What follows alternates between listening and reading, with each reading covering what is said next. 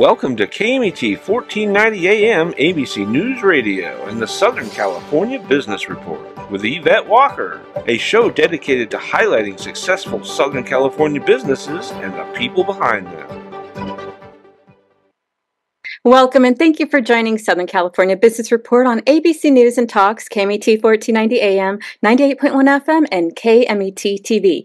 I'm Yvette Walker, live blasting our signal from the center of Southern California, serving a population of over 25 million. Get us crystal clear and on demand by downloading the free live streaming app on Google Play and the Apple App Store. As always, a huge shout out to the team, Mitch, Bill, and Sean. I love you guys. And to our special advisory committee that can be found at www.scbrtalk.com/advisory committee. Check out that link and learn about the incredible leaders doing the work. All right, everybody. Today, I have the distinct privilege to introduce County Supervisor Jesse Armendarez. He was elected to the San Bernardino County Board of Supervisors in November of 2022. County Supervisor Armendarez was born and raised in San Bernardino County. A strong believer in hard work, Supervisor Armendarez earned his first job pressure washing trucks for a local logistics company at 16 years old. He eventually completed an apprenticeship program to become a licensed mechanic after graduating from the first class at A.B. Miller High School in Fontana. He started his own small business. Supervisor Armendarez currently serves on the board of directors for the Inland Valley Association of Realtors and is past president.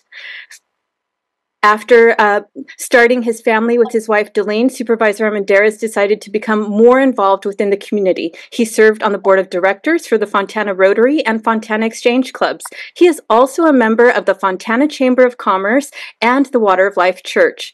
County Supervisor Jesse Armendarez also served as a director for the Chaffey College Foundation, helping to raise money so disadvantaged youth could afford to earn their degree.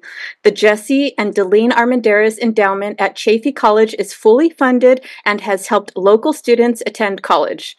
Wanting to get involved in local government, Jesse earned an appointment to the Fontana Planning Commission, where he helped shape the development of one of the largest and fastest growing cities in the Inland Empire. As a Fontana School Board member, Jesse Armendarez stood with local educational and community leaders to ensure vital school programs remained in place and expanded.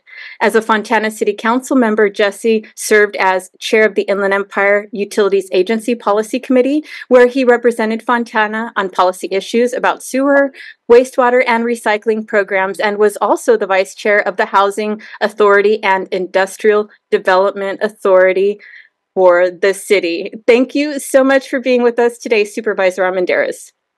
Thank you for having me. Beautiful. So as you know, the first question I ask all of my guests is to please, take us on your journey, even though I'm sure a lot of it was in your bio, but what inspired you to pursue a career in public service?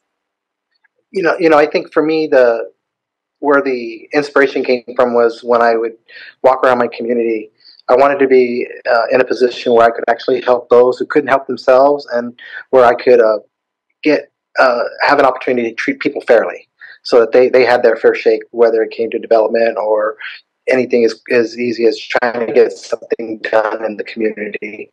I noticed a lot of injustice in the community, so I wanted to be part of creating a better quality of life for everyone in my community, so that there was an equity share. Well, that's a great reason to jump in and be a part of the solution. So I see in your bio that you also served on City Council. Today you are on the Board of Supervisors. Please talk about the differences or similarities between serving on a City Council versus a Board of Supervisors for the county. I thought I was fully educated when I came to the county, thinking I knew, basically what they did. I was like, when it came to planning, I have experience working with planning. When it came to budgets and understanding the way budgets are implemented in the county, it's very similar to a school district. So, having allocated funds, things of that nature. So I thought I had a good head on my shoulders on that. I've always been a public safety advocate, so there too. Public safety and infrastructure have always been a passion of mine, to create and sustain good quality projects and change communities.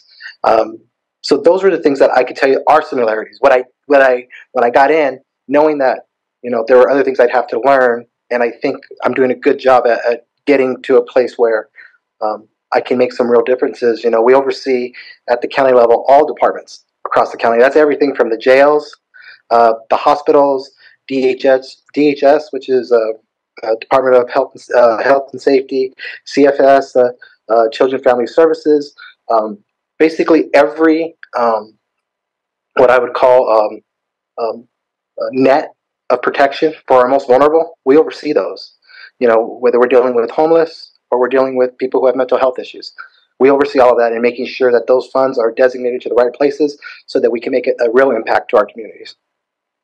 Perfect. So you have the opportunity to make, like you said, a real impact on services that are attached to so many people involved, child and family services, the jails, all that, such critical services and infrastructure. Please talk about the districts and generally which district covers what, or what each district covers. I know you cover District 2. Can you give us an overview of what that covers and how the other three kind of pan out? Yeah, so my district, as you know, covers the northern part of Upland, Fontana, Rancho Cucamonga, San Antonio Heights, Mount Baldy, and basically the foothills all the way leading to Lida Creek. When you take Chairwoman Rao, her area is Grand Terrace, Joshua Tree, 29 Palms, Yucaipa, Yucca Valley, and she actually holds the largest territory of unincorporated in the county, and she goes all the way to Needles. So she has the largest landmass out of all of us. Kurt Hagman, he's Chino Hills, Chino, Montclair, Ontario, and then the southern portion of Upland. And then we have Joe Baca Jr., who covers Colton, Bloomington, Rialto, Muscoy, and San Bernardino, and all the unincorporated areas that surround him. And then we have our vice chair, Paul Cook. He covers all the high desert: Victorville, Apple Valley, Hesperia, Yermo, all that high desert area. Wow, that's quite a large area, right? Because San Bernardino County, as we know, is the largest county in the country per square miles. And, just based on data and economic trajectories, we're also the fastest growing county in the country, I would say. Even when you look at the projects, the economic investment, the infrastructure projects. I just had Dr. Raymond Wolf, which is the executive director for SBCTA, talk about all of the investment that is happening here in our county today. What do you think about that? Yeah, I think the reason we're poised for that is because we have some of the most affordable land adjacent to Orange County, LA County, Riverside County. Like we are an area of high desirability because of our location, and being a nexus between the 10, the 15. Basically, what I would always tell people is, our county, every good has to run through our county at one point in time. There's no other way around it. Whether you're going north or you're going east, you're going to go through San Bernardino County. And what's really good about that is we have the land to absorb that population now to help curb that affordability. We know in California one of the biggest issues we have is affordability in housing. That's led to increased numbers in homelessness, and even when it comes to our senior citizens, who are some of our most vulnerable today, because the cost of rent. Families can't, today in a lot of areas in California can't afford to even buy a home, so they're renting, and that's what has drastically increased the cost of rentals. It's all, what I tell people is it's a basic economics of supply and demand, and when there's less supply, or 1 million units short overall in California, that exacerbates the problem on top of the problem of not having anywhere to build, and that's where San Bernardino County comes in play, because we have plenty of land to build, and we have people on the ground who are wanting to see that development happen, who are open for business and wanting to create an opportunity for anyone in California who wants to come and live a good quality of life. Right. And so I would also argue a lot of it is due to leaders such as yourself, who are community minded, who are business minded, who are implementing and applying policies that benefit the residents across the board, whether it's education, health, infrastructure, technology, innovation, leading across the board. It's so exciting. And so I don't want that opportunity to pass before I get to say thank you to you and to your fellow Board of Supervisors, because I really believe, and to all of the leaders in our region, for, upholding the values of the region and really being public servants and doing the best for us across the board. So you've only been in your position for a year, but I swear when we were talking, I said, hasn't it been 2 years? Because I see you everywhere. You're so active. You're so engaged. You're always working. Please talk a little bit about your first year, your experience in the first year as a county supervisor. So I would say, before we get into what we believe are our accomplishments, you hit it on the head when you said we're active, we're everywhere. We try to be there because my fundamental belief is I'm an advocate. My job is to advocate for those in my community that need help, need services, whatever that is. So I've wanted to, in this first year, make sure everyone in my community knew that I was here to serve. That I'm not here just to work on special projects. I'm here to serve the community, find out what their needs are, and then implement policies that will benefit all those in our community. And through that process, I learned a lot in my first year. The biggest thing I could tell you I learned was, the ship steers very slowly. This is a big ship, and in the private sector, if I wanted something done, I just got it done. It was done. I did it. It didn't matter. When I got into local public service, I seen how the bureaucracy slowed everything down. And then when I became a city council member, I seen how much more bureaucracy there was. And then once I became a county supervisor, I realized how much more there was. And it just seems the larger the entity, the more bureaucracy, the more red tape, the more the need for transparency, which slows down the process, because you have to have that transparency there. So you got to make sure that everyone sees that you're being accountable at every level. And there's so many different facets to everything that we do. You're going, I'll give you an example. It's anything from the things that I started in office as my champions that I wanted to deal with. A lot of those things are just coming to fruition today. And it took a whole year to get there, and it took a lot of pushing and a lot of dedication to making sure I'm talking to the right people, getting everyone on board on the same page when it came to staff understanding why this was so important to me. But it also took the community engagement to show that there was a need. It was grit, it was patience, it was understanding, it was learning how to adapt. It was a team effort, not only with staff, but it was, along with my staff, to make sure we were all working together to build something that we could, hold our hats on. But, what a lot of people don't realize is the sacrifice that comes in. Mm-hmm. The family, my wife, my children, they're the ones who pay the ultimate sacrifice, because if dad's gone for 12, 13 hours a day, I'm not sharing that time with them. So, I also had to learn how to adjust my time, because I want to be active. I want to be the dad I've always been, but I also want to do the good work. It's just so much work that I have to start looking at it from a point of view of, you can only do so much, and your family, at the end of the day is that's your legacy. So I have to make sure that I'm putting that time in also, regardless of how much I want to work and I want to change things in my community. My family has to be that priority. And that's what I learned this year. So special kudos to them, because they put up with the crazy hours and having to go to events that they necessarily don't want to go to. Except my little guy, my 7-year-old son, he loves it. He loves coming around. He loves saying "Daddy's supervisor." So he makes me feel good when he does those things. I love it. And, despite that tremendous juggling act, that fine balance, what we're going to get into is going to, I think, blow everyone away, because if this is what can be done by the Board of Supervisors in a year or just in the process of the bureaucracy, I think people are going to be very, very impressed. And this is just the tip of the iceberg.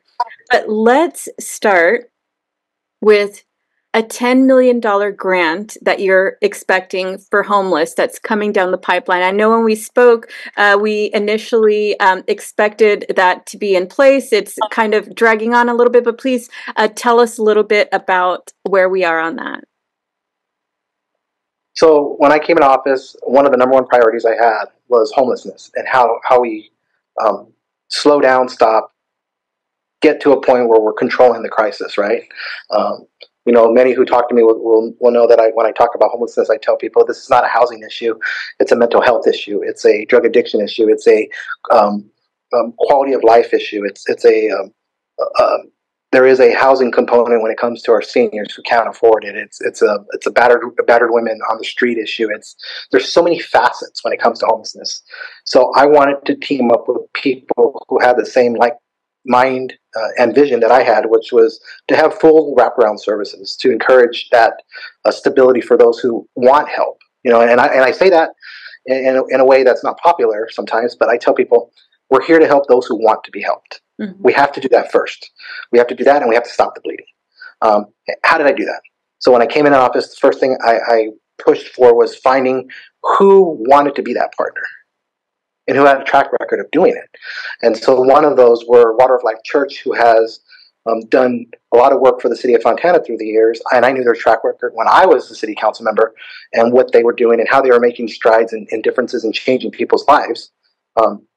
So I partnered with them, and what we did is we're actually funding $5 million towards their project, which is a whole wraparound service, food bank for those who are on the verge of being homeless. So it's helping those, that safety net, right? We talk about the safety net. It's helping those before they get there. It's helping those who are, maybe they can't make a month's rent. They have the vouchers in place that they can give, but it's also, they're going to bring in the mental health experts. They're going to bring in the drug abuse experts. They're going to eventually have supportive housing for 30 transitional houses with multiple beds in them. But today, when I gave them the 5, I said I need something tomorrow, because a lot of the plans we have today, they're 2-3 years out. Mm-hmm. I needed something that I said I can make a difference today. It was them who actually went out and said we will provide 20 units the second we pave our asphalt. And that was what made me say, I want to be partners with these guys, because they were putting everything, they put their money where their mouth was, and they were willing to take on, in interim, 20 people or 20 families. So along with the 30 units, I'm going to have housing available as early as June now. So with this $5 million investment, if the county adopts it in February, we're going to have 20 units ready to go. And that's gonna be instant. The other thing I did is I partnered with the city of Fontana. We talk about homeless and how do we curb homelessness, but everyone wants to do something, but no one wants it in their backyard. Fontana was one of those cities who led the charge and said, we want to deal with it. We want, we don't want to see it anymore. We want to be part of that solution. They came up with an opportunity where they have 60 units, which will create 120 beds in the city of Fontana. And that will be beds that will be also available by as early as August of this year. So I looked at implementation of projects that if I were to help with that funding, we can have immediate response, because we know the point in time count was done again just recently. I believe it was last week, and we know those numbers are going to be high again. We without a doubt, we're sure of it. With the 26% overall in the county, and in Fontana, and a lot of people realize it was almost 40%, or just a little bit over 40% in that city alone. That's what prompted them to say we need to stop the bleeding. Right. So partnering with them is the way I came up, and with that $5 million investment, we're going to get those beds too. So both of those projects took me 8 to 9 months minimum to get from point A to point B. I started talking about them the second I came in office and working with them, because I was doing my homework to find out how can I make that difference? How do I jump in running? Right. But those are going to be on the agenda, I believe February 6th is when it's expected to come in. And hopefully we have the board support and we can have those beds and actually make a difference in homelessness. Oh, that's very exciting. We'll all be keeping an eye on that and rooting for that to pass. So, Jesse, talk about the recent $82 million funding to the Sheriff's Department. That's a huge investment in an area that, I think a lot of residents, a lot of Californians will agree we need more protection. We need more law enforcement out there. Please tell us about that and how that will assist the Sheriff's Department. Yeah, so what we did is we did an $82+ million one-time funding, including using some reserves and some other allocations. $40 million of it was Prop 172 and AB 109 was 0.8 million of it. The funding is to finance various projects through the Sheriff's Department.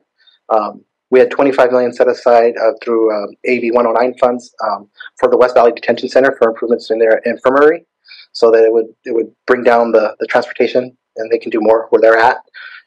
17 million in assistance for replacement of the helicopter. I believe it was 17 million for the helicopter. So basically, we're going to be replacing one of the outdated helicopters. We'll be getting them a new helicopter for their search and rescue.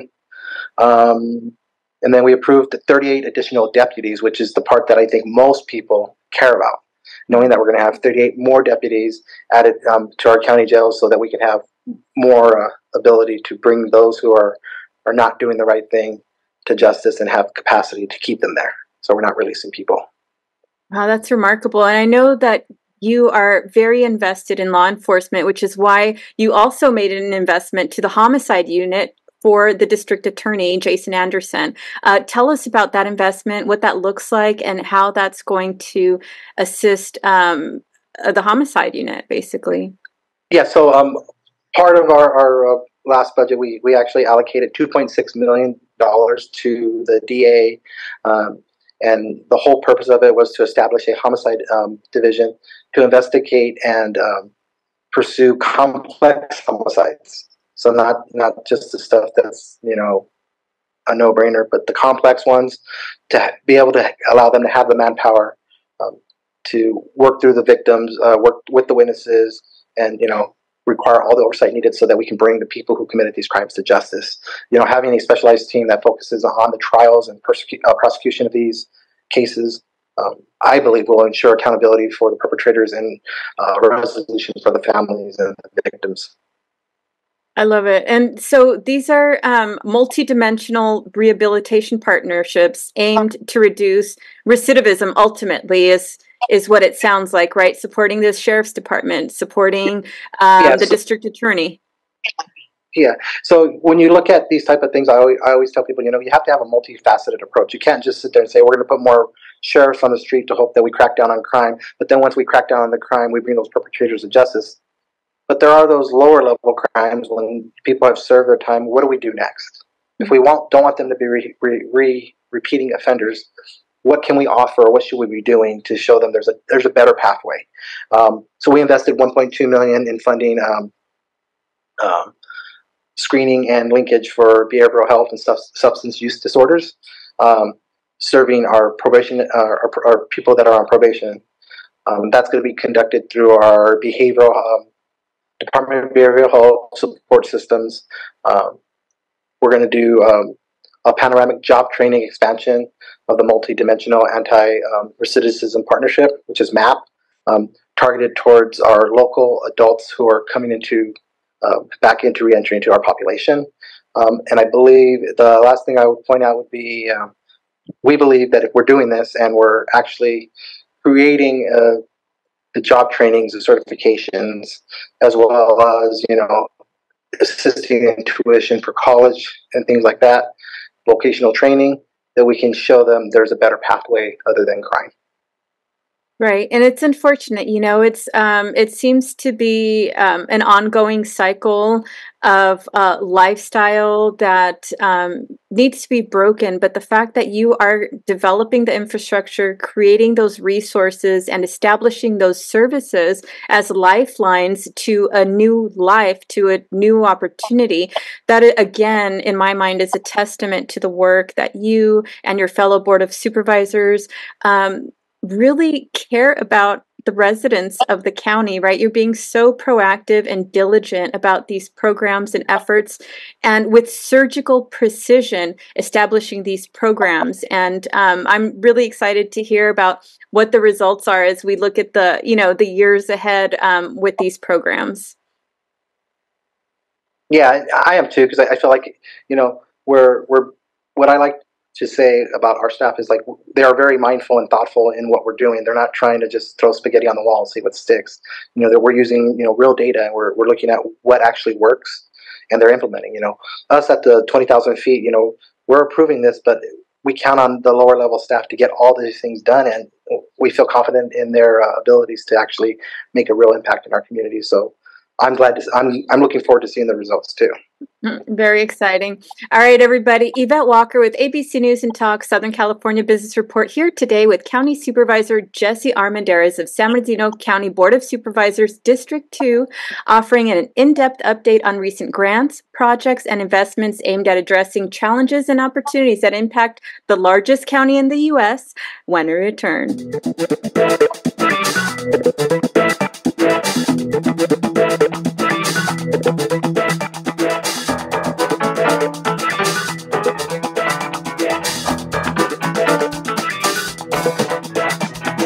We are the Empire Strikers, the professional sports team of the Inland Empire. We are a fast-actioned and community-inspired pro indoor soccer team. Our mission is to inspire the Empire. Home games, community events, watch parties, and youth camps are all back. Professional indoor soccer is back. Join us and come watch the greatest show on turf at Toyota Arena or on Twitch. Visit www.theempirestrikers.com